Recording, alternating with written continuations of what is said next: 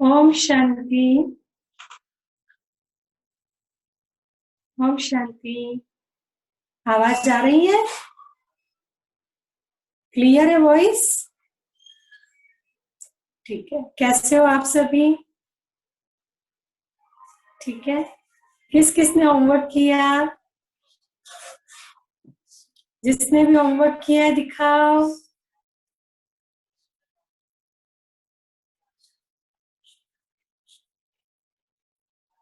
Thank you. काफी लोगों ने होमवर्क किया है।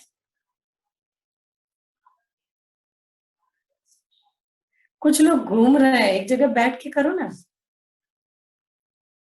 एक जगह आराम से बैठ जाओ।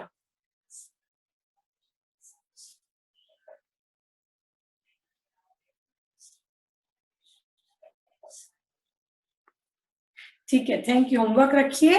खुद को कल की तरह दोनों हाथ से शाबाशी दीजिए।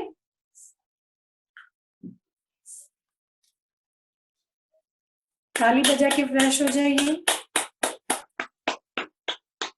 ताली बजाने से सारे एक्यूप्रेशर, बहुत अच्छा एक्यूप्रेशर होता है, सारे पॉइंट्स दबते हैं।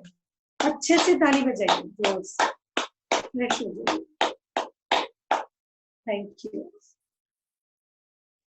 थोड़ा सीधा बैठेंगे। राजयोग मेडिटेशन की आज के सेशन में कल हमने जो सीखा उसकी पहले हम प्रैक्टिस करेंगे। कल हमने सीखा फर्स्ट स्टेप ऑफ मेडिटेशन, और वो था मनन चिंतन। सोचना, एक ऊंची सोच चलाना। और जितनी आत्मा की ऊंची सोच होती है उतना आत्मा अच्छा रिसीव करती है। तो हम सबसे पहले बैठेंगे, स्ट्रेट बैठेंगे।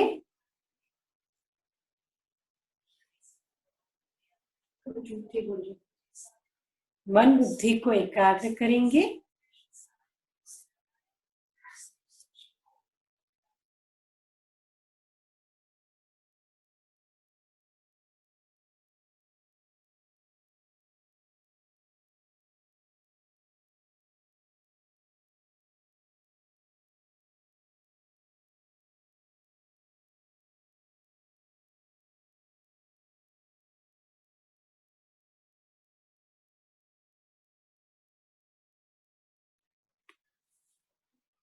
सॉरी,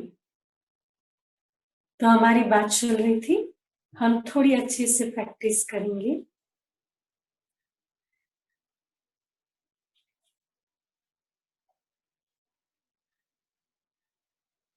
बहुत गहरी सांस लेते जाएं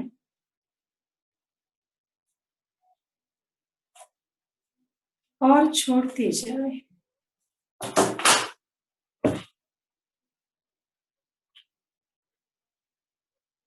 अपना संपूर्ण ध्यान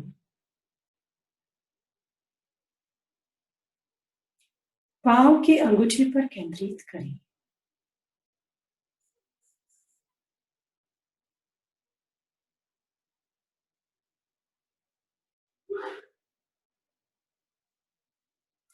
धीरे धीरे शरीर के इस हिस्से को रिलैक्स करें।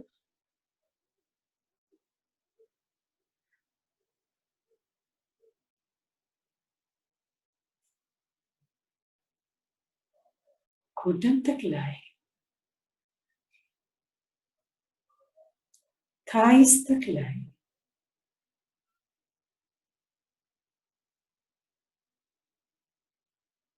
रिलैक्स। स्टमक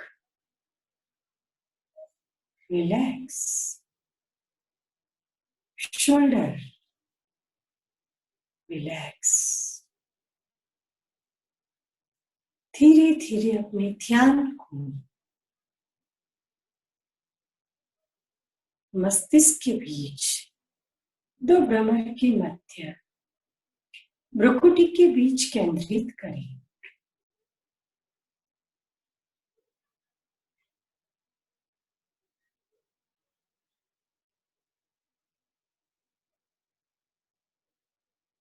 महसूस करें देखने वाली, बोलने वाली, चलने वाली,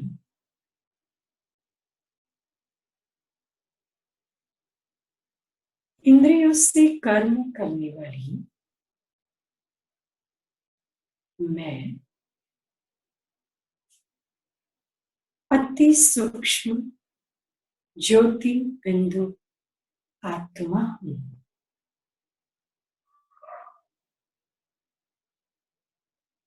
मैं अविनाशी हूं।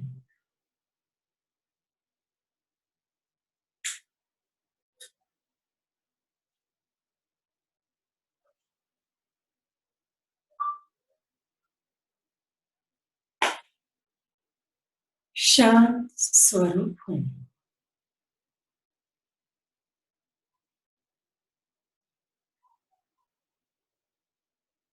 प्रेम स्वरूप हूं।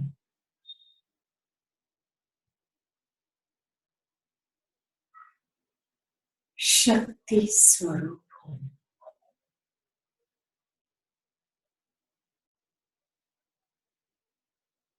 ज्ञान स्वरूप।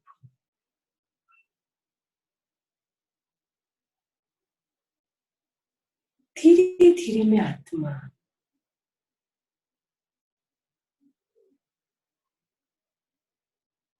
सितारे की तरह चमकती हुई बहुत तेज स्पीड से अपने घर परमधाम में आ पहुंची हूं।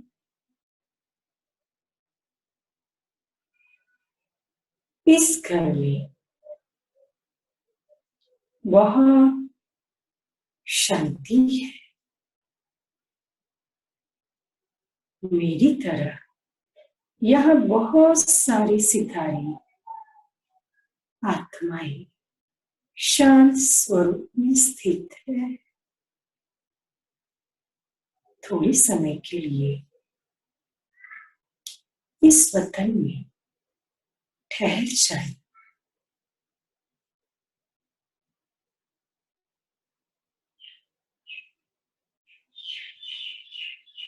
और अपने भीतर में गहरी शांति का अनुभव करें।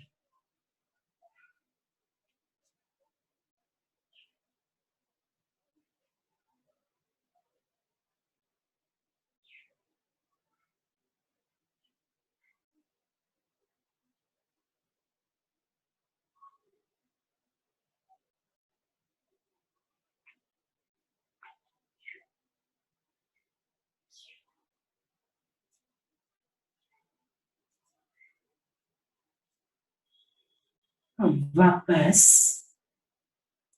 आ जाए नीचे पृथ्वी लोक पर। चमकते सितारे के रूप में मस्तिष्क के बीच स्थित हो जाए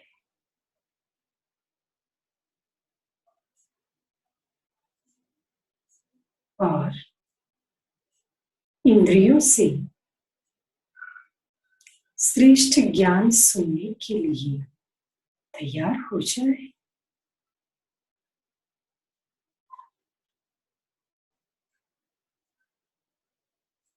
ओम शांति।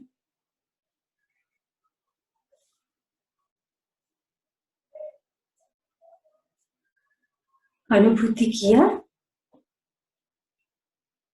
फीलिंग हुई शांति की,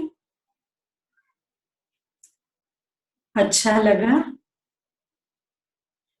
थैंक यू। ये प्रैक्टिस दिन में बीच में बार बार करते रहने की। जितना ये 5 मिनट की प्रैक्टिस हम करते रहेंगे मन चार्ज होता रहेगा। जिस तरह मोबाइल के अंदर बैटरी होती है, बैटरी यूज होती जाती है, होती जाती है। अगर उसको चार्ज नहीं करे तो फिर मोबाइल यूजलेस हो जाता है। सेम वे गाड़ी के अंदर अगर पेट्रोल नहीं डाला जाए तो गाड़ी बंद हो जाती है। उसी तरह हमारी आत्मा भी जितना सोच करती है, जितना बोलती है, जितना कर्म करती है, जितना इमोशंस में आती है, उसकी एनर्जी यूज होती है। उसमें भी विशेष तौर पर जब हम बहुत भावनात्मक हो जाते हैं, बहुत इमोशनल हो जाते हैं, सेंसिटिव हो जाते हैं, अग्रेसिव हो जाते हैं, एक्साइटेड हो जाते हैं, तब हमारी एनर्जी बहुत डिप्लीट होने लगती है। इसीलिए बीच बीच में इस एनर्जी को बूस्ट करने के लिए, बीच बीच में स्वयं को चार्ज करने के लिए ये प्रैक्टिस अति आवश्यक है। मैं ये कहूंगी it is a charging practice. हाँ, आप लोगों के पास, कईयों के पास पावर बैंक भी होगा, और स्पेसिफिकली अभी तो लॉकडाउन है तो सब घर में बैठे हैं, लेकिन कई बार ये भी होता है कि आप लोग जब ऑफिस जाते हैं या बाहर जाते हैं तो कईयों का तो गाड़ी के अंदर भी चार्जर रहता है, पावर बैंक रहती है, ऑफिस में अलग चार्जर, घर में अलग charger, because use of mobile बहुत बढ़ गया है। इसलिए क्या होता है, बार बार बहुत क्लियर रहते हैं, इट शुड बी चार्ज, ये चार्ज होना चाहिए। सेम भी आत्मा को भी क्या करना पड़ता है, चार्ज करना पड़ता है। आत्मा मतलब आई द सेल्फ। हम कभी ये नहीं सोचे कि आत्मा मतलब कोई दूसरी दुनिया की एनर्जी। कुछ नए ज्वाइंट हो गए, उनके लिए बात मैं रिपीट कर रही हूँ, मैं आत्मा हूँ। आत्मा कोई दूसरी दुनिया का शब्द नहीं है, आत्मा कोई किताबों का चीज नहीं है। I myself is a soul, मैं स्वयं एक आत्मा हूँ। अब हम थोड़ा आगे बढ़ते हैं। इंग्लिश में कहूं तो हमने फर्स्ट स्टेप ऑफ मेडिटेशन, जिसको हम कहते हैं विड्रॉल, उसको हमने क्लियर किया। विड्रॉल हमारी बुद्धि में बैठ गया कि कैसे चिंतन के द्वारा इस शरीर से हम डिटैच हो सकते हैं, कैसे हम चिंतन द्वारा बॉडी से अलग हो सकते हैं। तो चिंतन के द्वारा हम हमारी मन और बुद्धि की धरनी को डीप करते हैं। अब दूसरा स्टेप है कंसंट्रेशन, एकाग्रता। हमारे पास कई यंगस्टर्स आते हैं और कहते हैं दीदी हमको मेडिटेशन सीखना है। हम पूछते हैं अच्छा क्या वजह है मेडिटेशन सीखने की, तो बताते मुझे कंसंट्रेशन बढ़ाना है ना, इसीलिए सीखना है। कई बार मदर्स आती है, दीदी मेरे बच्चों को आप मेडिटेशन सिखाओगे। उनको हम कहते हैं आपको नहीं सीखना और उनको क्यों कुछ सिखाना है, तो वो बहुत अच्छा जवाब देती है। क्या जवाब देती है कि दीदी वो बहुत चंचल है, बहुत हाइपर है, तो उसको थोड़ा स्थिर करना, एकाग्र करना बहुत जरूरी है। तो कहीं ना कहीं हम सबके अंदर एक ये बिलीफ है कि मेडिटेशन करेंगे तो कंसंट्रेशन बढ़ेगा। ऑफ कोर्स बढ़ेगा, लेकिन एक शब्द को अंडरलाइन कीजिए, concentration is pre condition for meditation. मतलब ध्यान करने के लिए एकाग्रता पूर्व शर्त है। जब तक मेरा मन एकाग्र नहीं, मैं आत्मा मतलब I the self cannot meditate.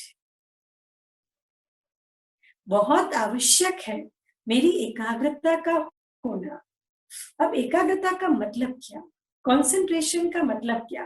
Concentration को कुछ लोग ध्यान भी कहते हैं और कुछ लोग एकाग्रता भी कहते हैं। तो मेडिटेशन सीखने के पहले हम एकाग्रता की विधि को आज सीख लेते हैं। एकाग्रता का मतलब होता है जब मेरा मन और मेरी बुद्धि दोनों सेम ट्रैक पर चले, तब हम एकाग्र है। अर्थात मेरा चिंतन और चित्रण एक जैसा हो, तब हम एकाग्र हैं। जो मैं सोचूं वही मेरा चिंतन हो, जो मैं सोचूं उसी दिशा में मेरा चिंतन हो, उसी दिशा में मेरा चित्रण हो। मतलब as I think, so I can visualize. That is called concentration. जो मैं सोचूं उसी को ही मैं विजुलाइज करती जाऊं और दिशा सेम रहे, तब एकाग्रता है. Whatever I am thinking and visualizing in one way direction is equal to concentration. मेरी सोच, मेरा चित्रण एक दिशा में चलता रहे, ये एकाग्रता है. और उसके लिए मुझे प्रैक्टिस करनी है. आपको वेरी फर्स्ट एक प्रैक्टिस दी थी, लेफ्ट हैंड से आप लिखिए. कल आपको प्रैक्टिस दी, 2 सेंटेंस लिखिए आप. मैं शांत आत्मा हूं, मैं शांति धाम निवासी हूं. ये प्रैक्टिस क्या है? मेरी एकाग्रता को बढ़ाने की युक्ति है. मुझे इस प्रैक्टिस को बार बार करना है. एकाग्रता ओवरनाइट नहीं आती है. एकाग्रता के लिए खुद को सबसे पहले व्यर्थ से बचाना है. जो मेरे काम की चीज नहीं, उससे मुझे खुद को बचाना है. एकाग्रता के लिए मेरे इमोशंस को मुझे बैलेंस में रखना है. एकाग्रता के लिए हर संबंध निभाते हुए मुझे उनसे डिटैच्ड होकर साक्षी भाव को धारण करना है. तो जितनी मेरी एकाग्रता होगी उतना मेरा ध्यान अच्छा लगेगा. तो हम प्रैक्टिस करेंगे एकाग्रता के लिए और सिंसियर प्रैक्टिस करेंगे.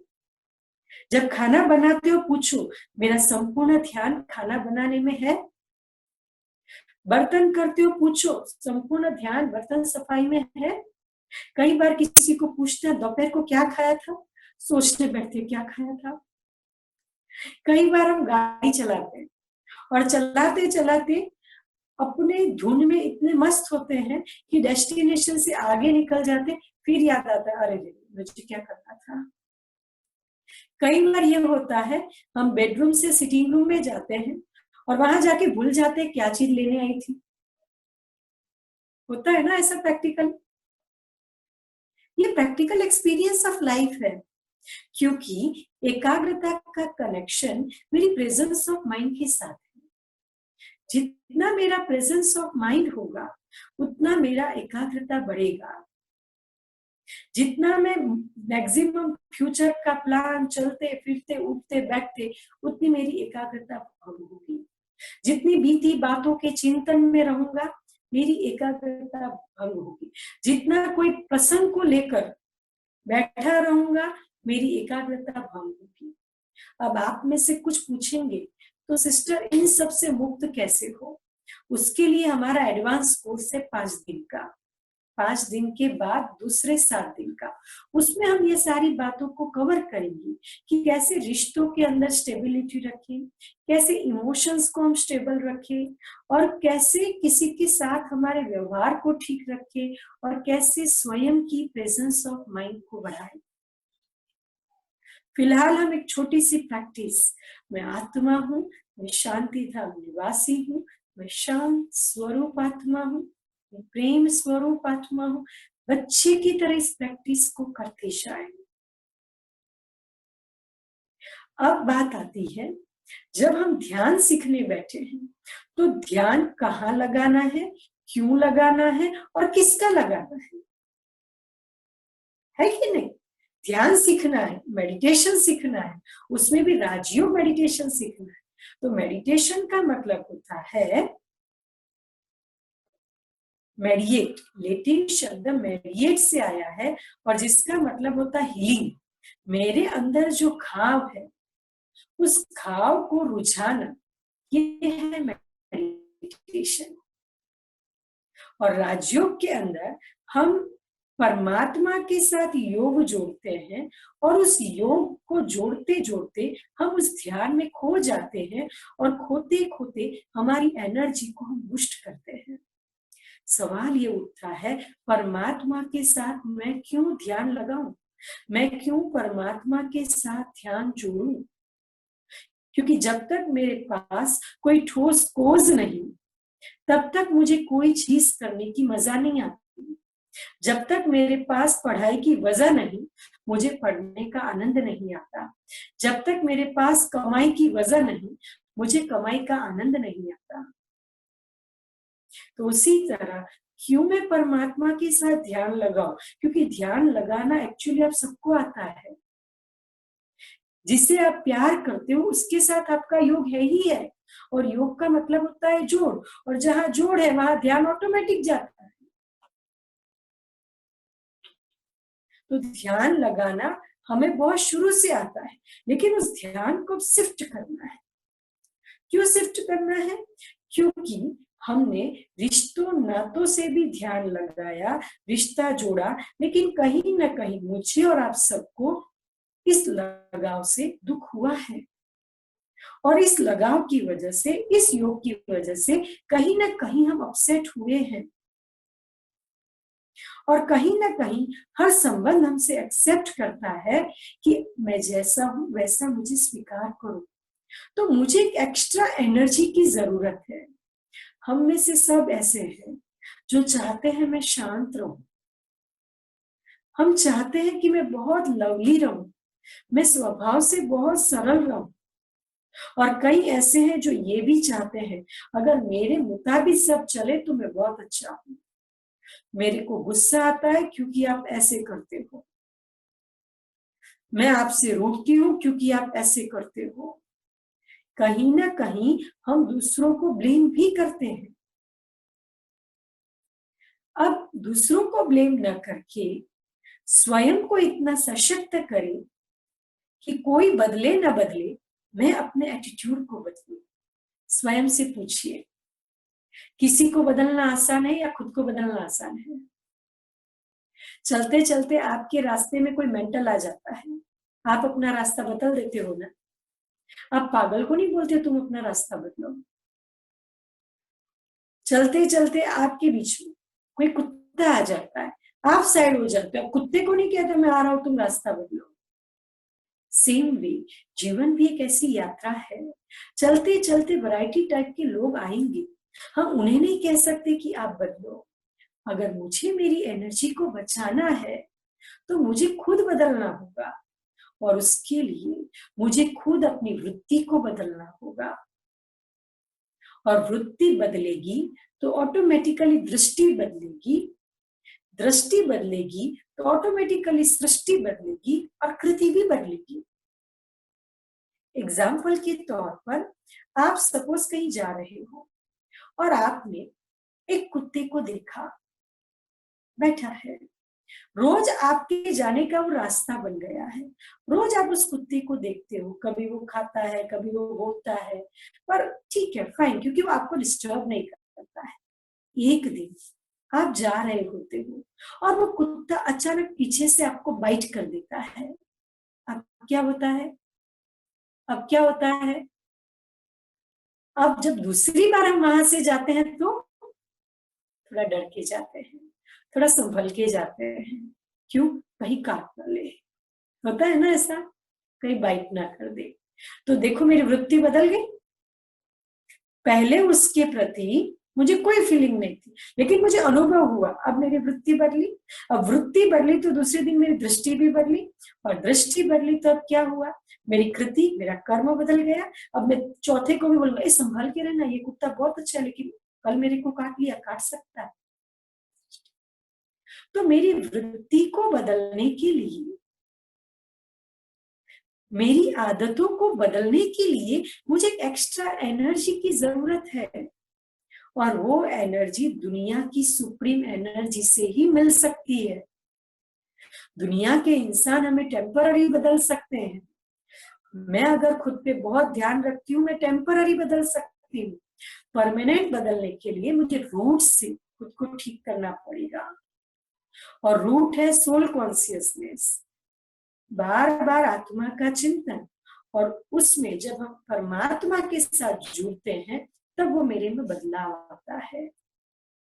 और उस संस्कार को बदलाव लाने के लिए, उस आदत में परिवर्तन लाने के लिए, उस वृत्ति में परिवर्तन लाने के लिए मुझे उस सुप्रीम एनर्जी के साथ बुद्धि के योग को जोड़ना पड़ेगा। और इसीलिए अब हम उस सुप्रीम एनर्जी के बारे में सीखते हैं कि फाइनली वो सुप्रीम एनर्जी कौन है और कैसी है। वो सर्वोच्च सत्ता, वो परम सत्ता, वो परमात्मा, जिसे किसी ने अल्लाह कहा, किसी ने खुदा कहा, किसी ने नूर कहा, किसी ने कुछ कहा, लेकिन है सबका पिता। इसीलिए हमेशा हम क्या कहते हैं, गॉड इज वन। बट गड़बड़ क्या हो गई है, गड़बड़ क्या हो गई है, सबने अपने अपने गॉड को अलग अलग कर दिया है और परिणाम स्वरूप झगड़े बढ़ गए हैं। तो उस परमात्मा के सत्य परिचय को आज हम समझते हैं। जैसे शरीर के पिता शरीर जैसे हैं, मतलब मुझे जन्म देने वाला पिता मनुष्य है, माता मनुष्य है, हाथी को जन्म देने वाला हाथी है, हाथिनी है। सेम वे आत्मा के पिता परमात्मा भी आत्मा की तरह पॉइंट ऑफ लाइट है। स्क्रीन पे एक बहुत सुंदर पॉइंट ऑफ लाइट आएगी, आप देखिए। जैसे आत्मा पॉइंट ऑफ लाइट है, वैसे परमात्मा भी ऐसी पॉइंट ऑफ लाइट, अति सूक्ष्म बट बहुत प्रकाशित एनर्जी है। और ये एनर्जी बहुत एनर्जेटिक है। जितना जितना हम इस एनर्जी को देखते जाएंगे, देखते जाएंगे, देखते जाएंगे, हम फील करेंगे कि बहुत सुंदर किरणें इसमें से आ रही है।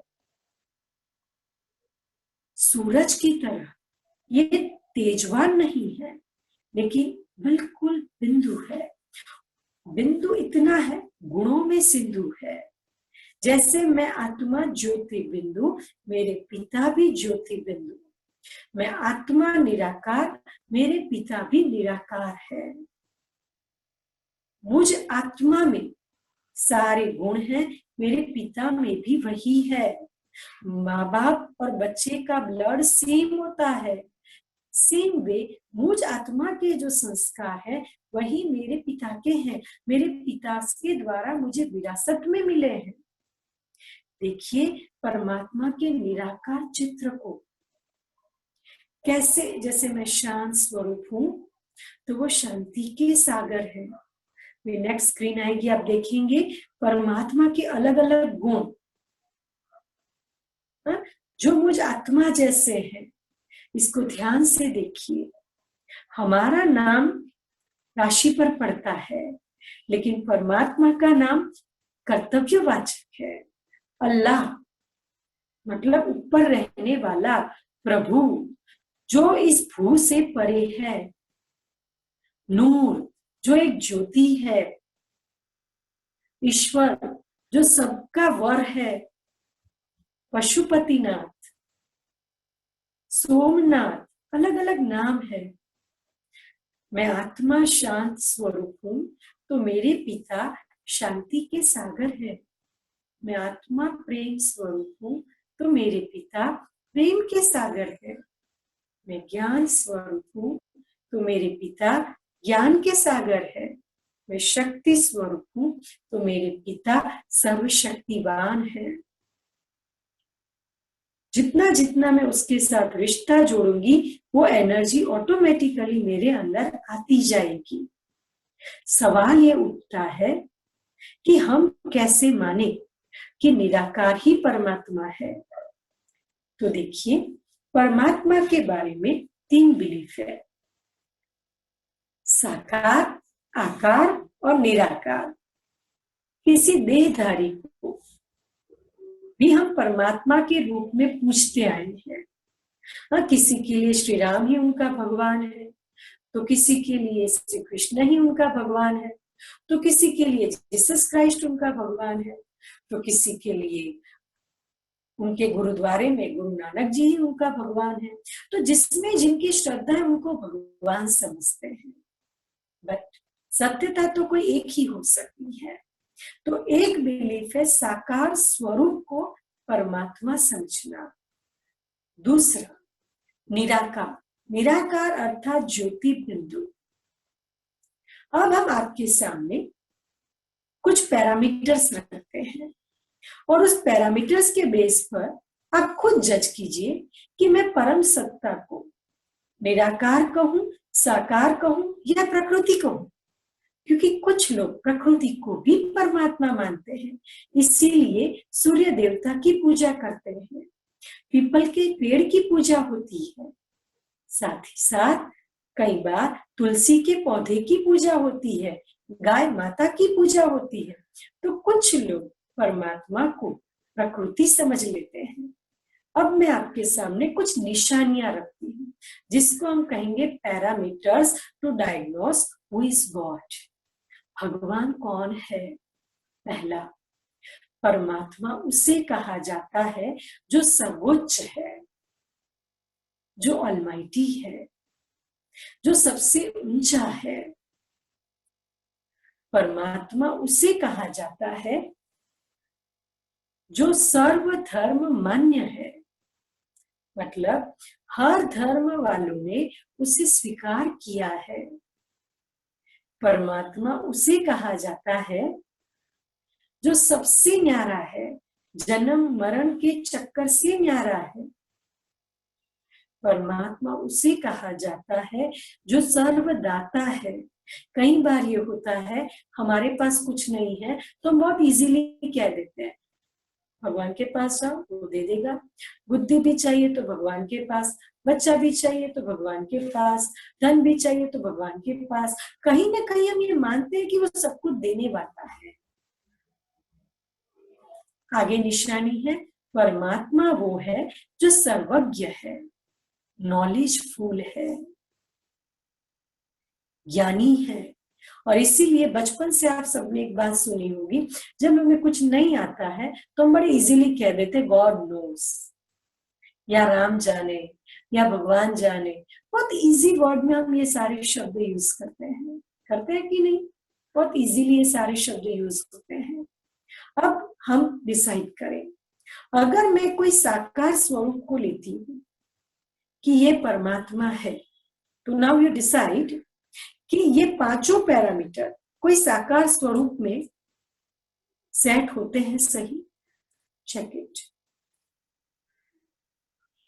सर्वदाता मतलब सब कुछ देने वाला। क्या कोई साकार स्वरूप सब कुछ दे सकता है? फिर आता है सर्वोच्च, जो सबसे ऊंचा।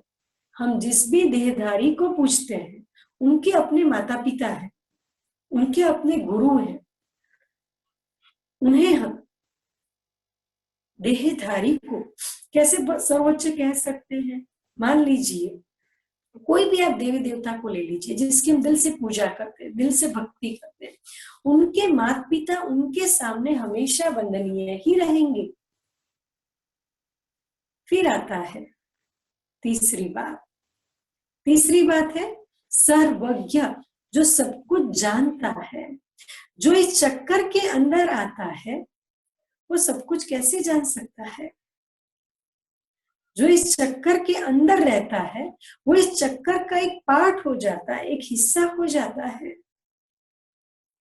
और आगे आता है वो सर्वधर्म मान्य, कोई साकार स्वरूप, कोई भी धर्म वाले यूनिवर्सली एक्सेप्ट नहीं करते हैं। हाँ, श्री कृष्ण आपके भगवान है, हम वहां नहीं जाएंगे। राम हमारे भगवान है, लाला आपके भगवान है। तो भगवान तो सर्वधर्म मान्य होना चाहिए ना। हम कहते हैं अलग अलग पंछी की बोली, माली सबका एक है, अलग अलग है रंग फूल के। अलग अलग पंछी की बोली, परमात्मा विधाता एक है। अलग अलग लोग हो सकते हैं लेकिन परमात्मा सबका एक है। तो कैसे हम कहें कि परमात्मा सबका एक है? जब सब उसको स्वीकार करे तब हम कह सकते हैं। अब दूसरा ले लेते हैं प्रकृति। तो परमात्मा सर्वज्ञ है, सदा सुखदाई है। कभी भी हमें जब दुख की फीलिंग आती है हम किसके पास जाते हैं? परमात्मा के पास जाते हैं। तो वर्तमान समय प्रकृति तो दुख दे रही है, तो प्रकृति भी तो हमारे अधीन है ना। तो प्रकृति की पूजा करना गलत नहीं है, लेकिन प्रकृति को हम परमात्मा नहीं कह सकते। तो अब आप सोचोगे कि दीदी आज तक हम जिनकी पूजा करते आए, क्या वो परमात्मा नहीं है? मैं कहूंगी वो परमात्मा के पिता के आदर्श संतान है, वो देवता है।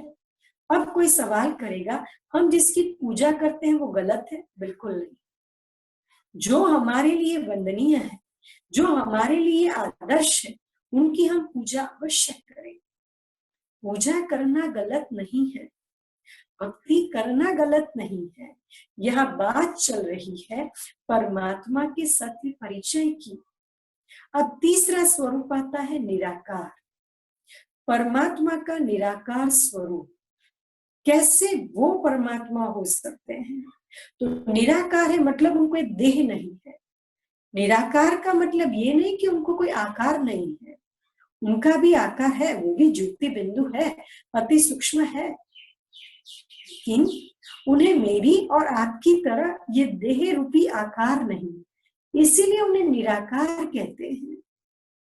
सर्वदाता, भगवान से ही सब कुछ मांगते हैं। तीसरी बात, सब फील करते हैं, कोई एक दिव्य शक्ति है जो मेरी हर विश को पूरी करती है। कहते हो कि नहीं, अंदर अंदर फील करते हो? कोई एक दिव्य चेतना है जो मेरी हर बात को फील करती है, और उस दिव्य शक्ति के साथ जुड़ने के हमने अलग अलग रास्ते बनाए हैं। किसी ने प्रार्थना के माध्यम से उस दिव्य शक्ति को याद किया है, किसी ने मंत्र के माध्यम से उस दिव्य शक्ति को याद किया है, किसी ने कैसे। लेकिन हम सब दिव्य शक्ति में जरूर बिलीव करते हैं कि दुनिया को चलाने वाली एक शक्ति है। अब तीसरी बात आती है सर्वज्ञ। जो इस चक्कर में नहीं आता उसको सब मालूम होता है। देखो, ड्रामा के डायरेक्टर को सब पता होता है, तो सृष्टि में क्या चल रहा है? ड्रामा ही तो चल रहा है। It is a live drama, it is a live movie.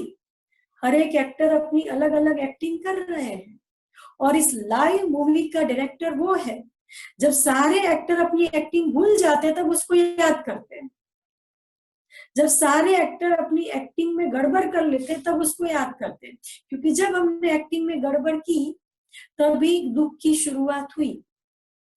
जब तक एक्टिंग एक्यूरेट थी तब तक दुख नहीं था।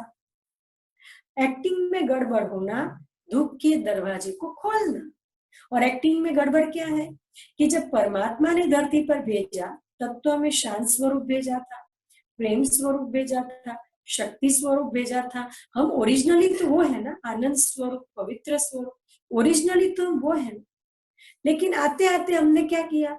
शांति को मंदिर में डाला। सोचे मंदिर में जाएंगे तो शांति मिलेगी, गार्डन में जाएंगे तो शांति मिलेगी।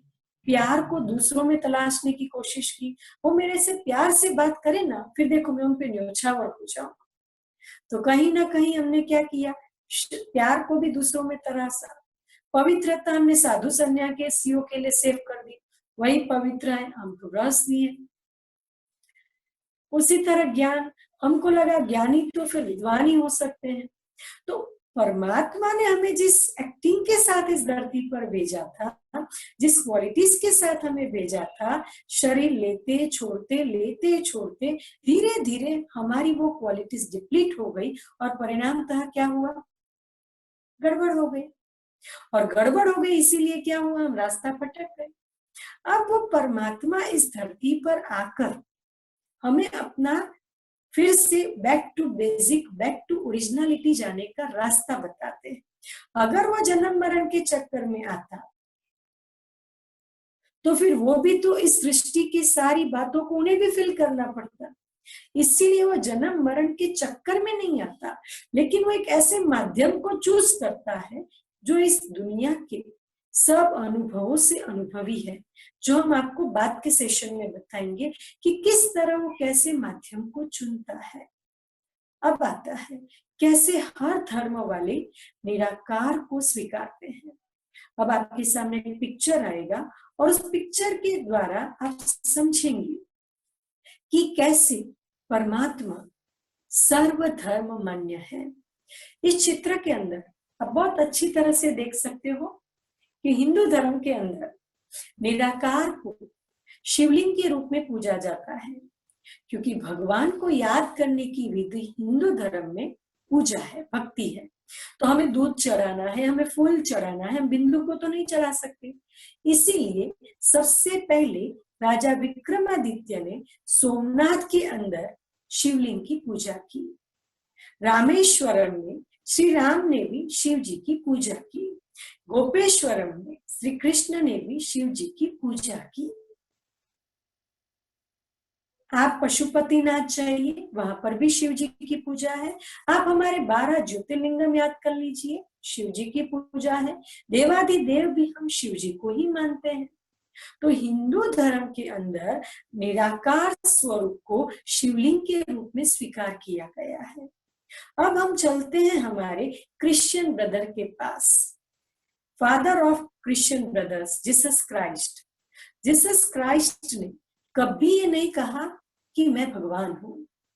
अगर आप उनकी स्टडी करें बाइबल की, बहुत क्लियरली लिखा है, I am not God, I am the son of God, God is light.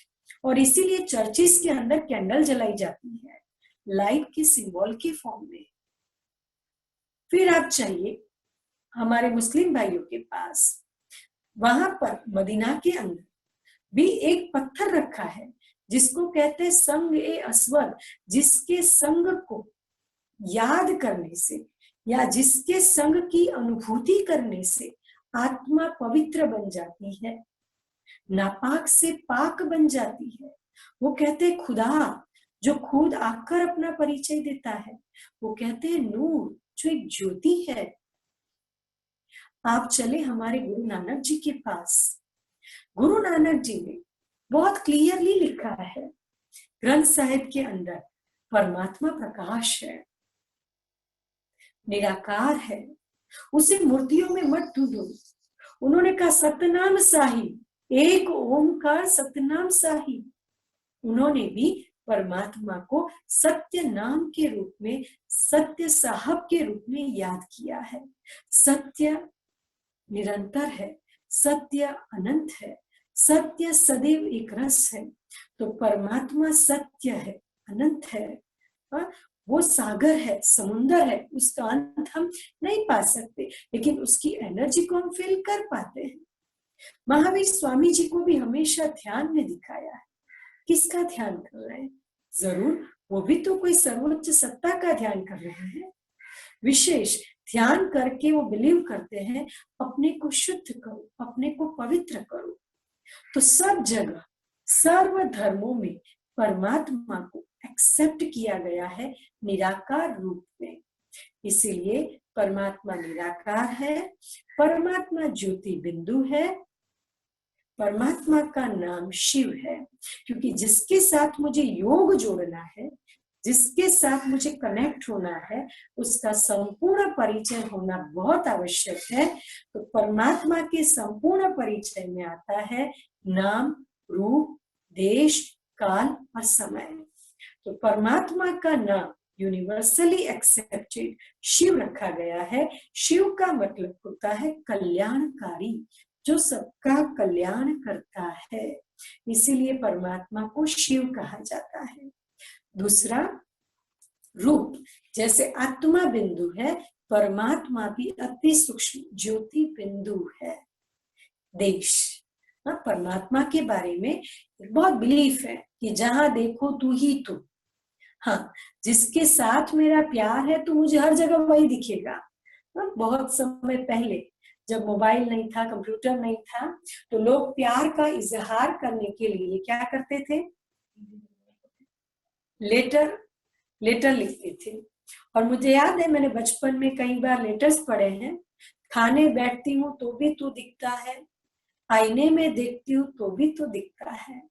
तो इसका मतलब वो इंसान हमारे बीच नहीं है, लेकिन मेरी बुद्धि में उसकी यादें इतनी निरंतर है कि मुझे हर जगह वो दिखता है। तो जब उस परमात्मा के प्रति मुझे बहुत प्यार है और उस परमात्मा के प्रति मेरा बहुत लगाव है, तो मुझे हर जगह वो दिखेगा, नेचुरल है। हर जगह मैं उसको फील कर पाऊंगी, नेचुरल है। लेकिन हकीकत तो नहीं है, हकीकत तो नहीं है। क्योंकि अगर आज परमात्मा हर जगह कण कण में व्याप्त होता तो आप सोचिए, अगर माँ बाप घर में है और बच्चे लड़ाई कर रहे हैं तो कौन सा माँ बाप देखता रहेगा? Tell me. वो कोई ना कोई रास्ता निकालेगा। आज इस धरती पर क्या हो रहा है? चारों ओर लड़ाई झगड़े दंगे मतभेद। अगर परमात्मा सर्वव्यापी होता तो वो इतनी लड़ाई झगड़े होने देता? दूसरी बात, अगर आप आग के पास खड़े हो तो आपको गर्मी जरूर लगेगी। अगर आप बर्फ के पास खड़े हो तो आपको ठंडक की अनुभूति जरूर होगी। सेम वे, अगर वो शांति का सागर, वो प्यार का सागर, वो ऑलमाइटी हर कण कण में व्याप्त होता तो उसकी शक्ति, उसकी शांति, उसकी पवित्रता की अनुभूति चारों ओर होती। बजाय उसके आज दुनिया में क्या दिख रहा है मुझे बोलने की जरूरत नहीं है, आप सब अच्छी तरह से जानते हैं।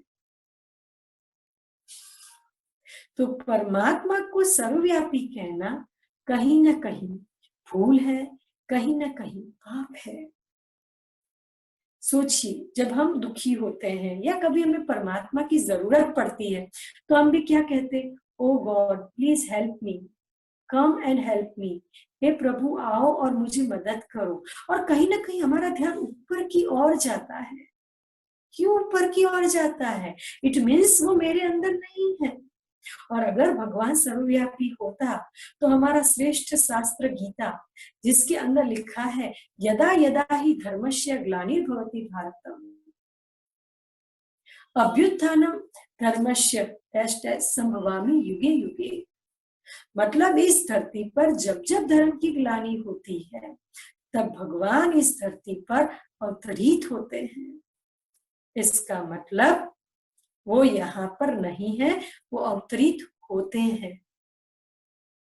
क्लियर हुआ? तो परमात्मा सर्वव्यापी नहीं है, लेकिन परमात्मा सर्वोच्च है, सर्वशक्तिवान है। अगर एक लाइन में कहूं तो God is not omnipresent but God is omnipotent. वो सर्वव्यापी नहीं लेकिन सर्वशक्तिवान है। तो जहां मुझ आत्मा का घर है परम धाम, वहीं पर ही परमात्मा का घर है परम धाम।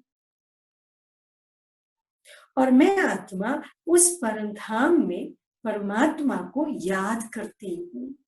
और याद करने की विधि है संकल्प की विधि। तो मुझे परमात्मा को परम धाम के अंदर याद करना है। दूसरी एक हमने गलती की है, कहीं ना कहीं हम जब शिव जी का नाम लेते हैं तो हमारे सामने शंकर दादा की प्रतिमा क्रिएट हो जाती है और हम ये फील करते हैं ये परमात्मा का आकारी स्वरूप है, ये परमात्मा का निराकारी स्वरूप है। नहीं, शंकर का मतलब होता है विनाशकारी, शिव का मतलब होता है कल्याणकारी। शंकर परमात्मा की रचना है, परमात्मा रचयिता है। ब्रह्मा विष्णु महेश तीनों परमात्मा की रचना है। हम कहते हैं ब्रह्मा देवताय नमः, विष्णु देवताय नमः, शंकर देवताय नमः, शिव परमात्माय नमः। हम शिवरात्रि कहते हैं, शंकर रात्रि नहीं कहते। तो जब जब इस दुनिया में अंधकार होता है अज्ञान का, तब परमात्मा इस धरती पर आते हैं और इसीलिए शिवरात्रि को मनाया जाता है। श्री कृष्ण का जन्म रात को हुआ, फिर भी श्री कृष्ण का जन्म रात को हुआ, फिर भी क्या हुआ?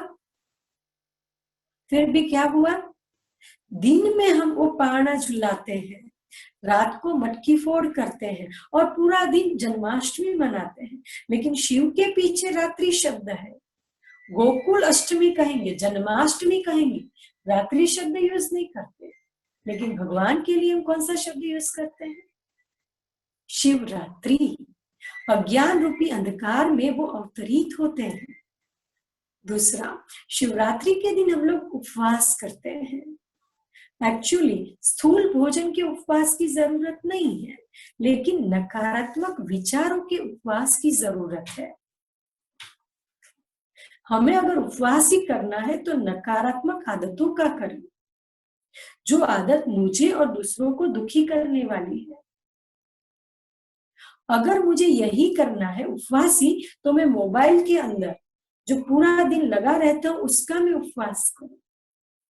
फिर हम शिवरात्रि के दिन दूसरा क्या करते हैं, व्रत करते हैं, है ना। तो व्रत मतलब कोई एक बुरी आदत को छोड़ने का व्रत। पहले के जमाने में लोग ऐसा लेते थे, टेक लेते थे, शिव फिर पानी पिएंगे, ओम नमः शिवाय फिर खाना खाएंगे, श्री राम फिर खाना खाएंगे, ऐसी टेक लेते थे। शिवरात्रि के दिन ऐसी टेक लेते थे, फिर दूसरी शिवरात्रि को उस टेक को छोड़ते थे। अभी वो नेचर और वो जमाना नहीं रहा है, अभी वो जमाना चेंज हो गया है। फिर दूसरा, उस दिन लोग भांग पीकर नशा चढ़ाते हैं और उसको प्रसाद समझते हैं। भगवान कहते हैं ईश्वरीय ज्ञान का नशा चढ़ाओ, ऊंचा नशा। मैं विजयी आत्मा हूँ, मैं सफलता मूर्त आत्मा हूँ, श्रेष्ठ स्वमान का नशा जो भगवान ने मुझे दिया है। तो जब जब परमात्मा इस धरती पर अवतरित होते हैं, काम, क्रोध, लोभ, मोह, अहंकार, जिन विकारों की वजह से दुनिया में अंधकार फैला हुआ है, वो अंधकार दूर होता है। तो क्लियर हुई बातें? हाँ, फिर से एक बार रिपीट कर लेते हैं। परमात्मा जिसके साथ मुझे बुद्धि का योग जुड़ना है, वो निराकार है, वो ज्योति बिंदु है, उनका नाम शिव है। शिव का मतलब कल्याणकारी है, और साथ ही साथ वो परम धाम निवासी है। जहां से मैं आत्मा आई हूँ वही मेरे पिता का निवास स्थान है। मैं गुणों में सिंधु, बिंदु, वो सिंधु है, मतलब मैं गागर, वो सागर। मैं शांत स्वरूप हूँ, वो शांति के सागर। मैं प्रेम स्वरूप, वो प्रेम की सागर। अब सोचिए, सागर में से हम सब मिलके डिसाइड करते हैं समुद्र के पानी को खाली करना है, कर सकते हैं?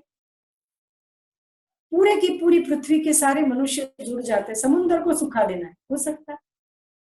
पॉसिबल।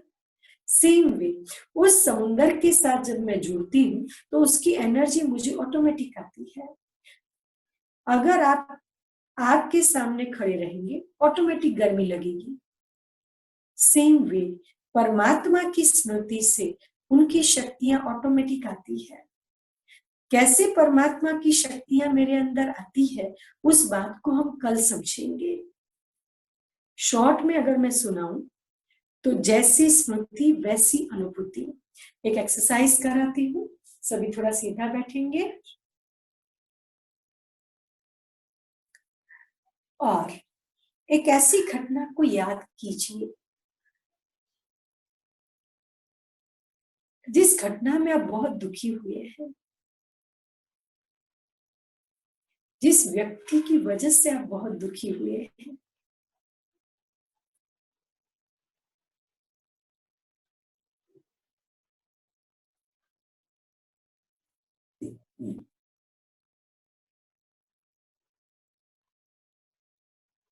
अब कोई ऐसी घटना या व्यक्ति को याद कीजिए जिसकी वजह से आपके जीवन में चेंज आया है, बदलाव आया है, जिसकी वजह से आपके जीवन में खुशी आई है।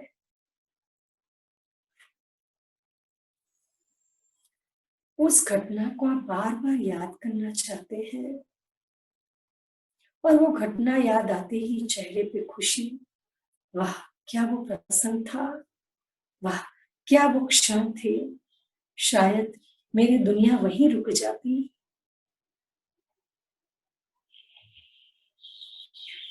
अब आप आंखें खोलिए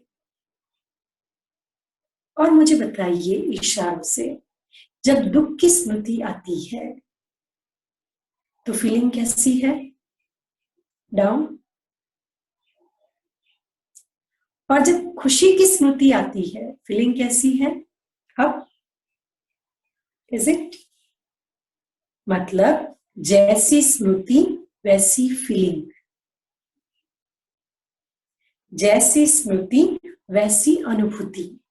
तो अगर मैं परमात्मा को याद करूंगी तो परमात्मा की याद की स्मृति परमात्मा की शक्तियों को मेरे अंदर लाएगी। तो होमवर्क में आज तीसरा सेंटेंस ऐड होगा। पहला सेंटेंस, मैं शांत स्वरूप आत्मा हूं। दूसरा सेंटेंस, मैं शांति धाम निवासी आत्मा हूं। तीसरा सेंटेंस, मैं शांति सागर की संतान हूं। मैं शांति सागर की संतान हूं।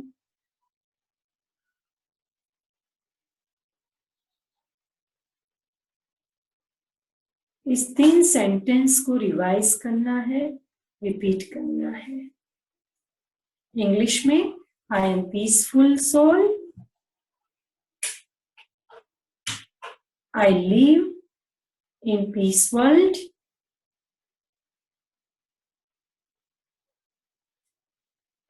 And third, I am the child of ocean of piece.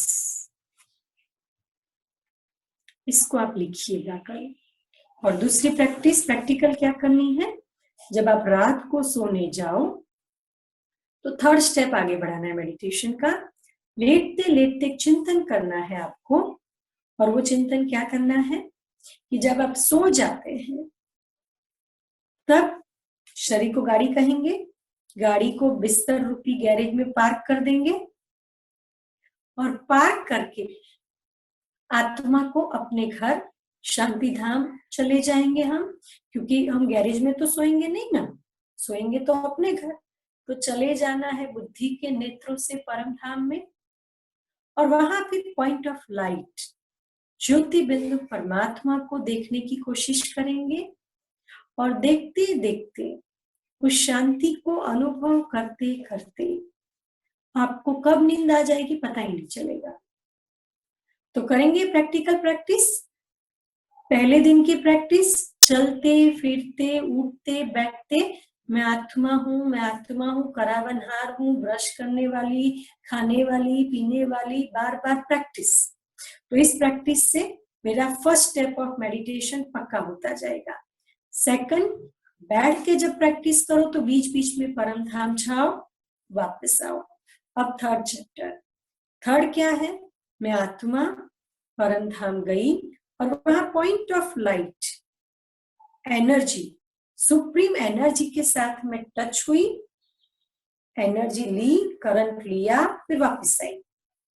फिर जाना है, सुप्रीम एनर्जी लाइट को टच किया, फिर वापस आई। अब कल सीखेंगे उसके साथ रिलेशन कैसे जोड़ना है, कैसे उसको याद करना है। याद की विधि हम कल सीखेंगे, ठीक है। अभी हम प्रैक्टिकल प्रैक्टिस करेंगे। सभी सीधे बैठ जाएं।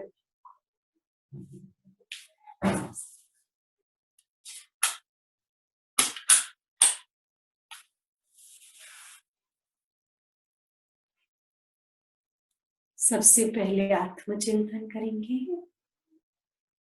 श्रेष्ठ आत्मचिंतन,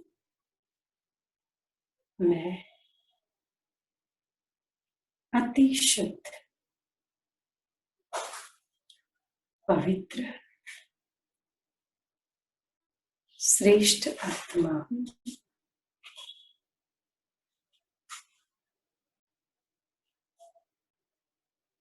मैं अविनाशी आत्मा हूं।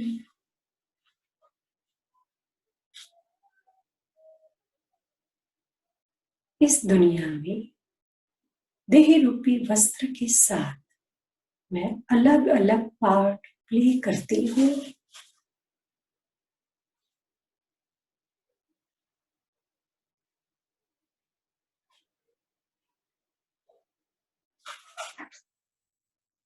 अब मैं आत्मा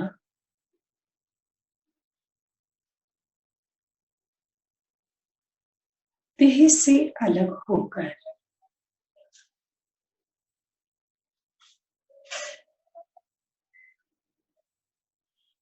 परम धाम अपने घर की ओर जा रही हूँ। बुद्धि के नेत्र से परम धाम को देखिए।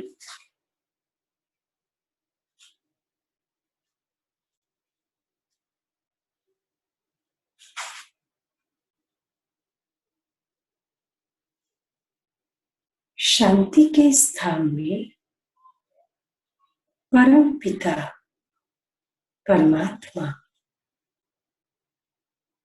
दुनिया की सर्वोच्च सत्ता, ज्योति बिंदु के रूप में स्थित है।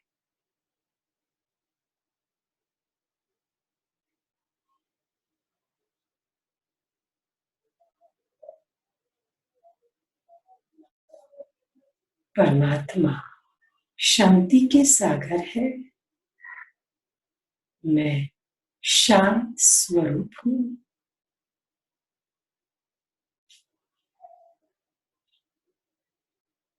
उनकी शांति की किरणें मेरे अंदर आ रही है।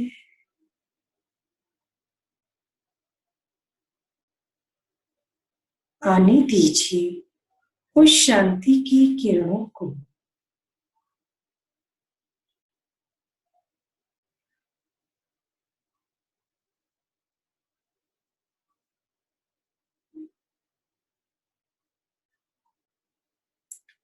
धीरे धीरे स्वयं के अंदर उस शक्ति को महसूस करते हुए वापस पृथ्वी लोक कर्म क्षेत्र पर अपने शरीर के अंदर भ्रुकुटी के मध्य में बैठ जाए।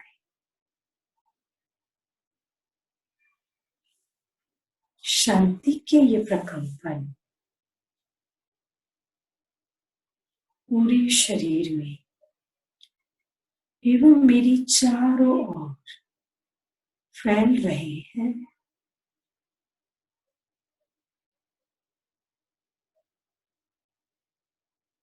शांति ही शांति है।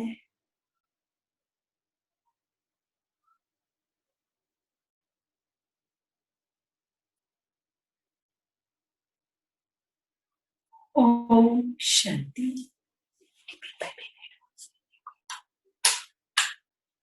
आप सबसे अनुरोध है कि अभी भी आप ये आईडी किसी को देकर कोई ज्वाइंट होना चाहते हैं तो आप अवश्य उन्हें कहें, तो वो लोग भी इसका लाभ ले सकते हैं और पुण्य का एक काम अवश्य करें।